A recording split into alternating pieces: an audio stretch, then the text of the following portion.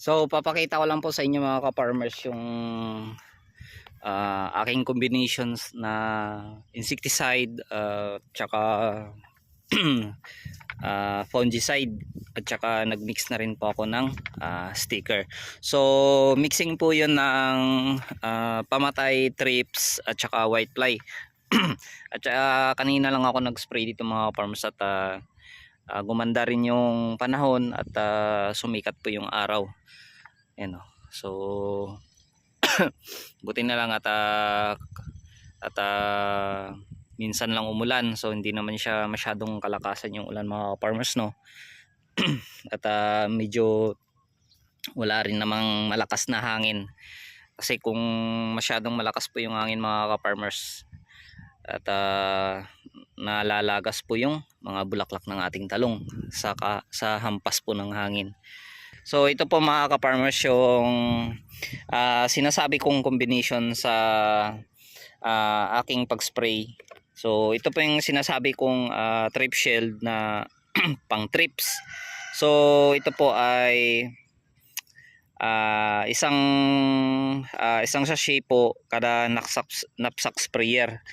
So nagmix naman ako ng itong pamatay whitefly na 20 ml at saka nagmix ako ng fungicide na score na 10 ml at saka itong ating APSA 80 na sticker.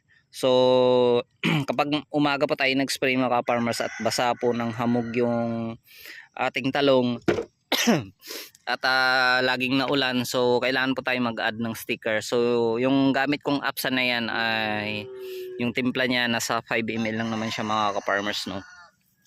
Maganda siya pang pakapit ng insecticide at ng fungicide sa ating talong. So kahit patak-patakan siya ng ulan, hindi siya masyadong mabilis mahugasan yung ating insecticide at saka fungicide kapag meron po tayong sticker. So yan po yung mixing ko sa aking pag-spray. Bali dalawang insecticide, pang trips at saka pang whitefly. So mixing na po yung fungicide at saka 5 ml na sticker. So yun lang po mga ka-farmers yung konting idea sa pag-mix po ng insecticide po at saka fungicide sa ating talungan.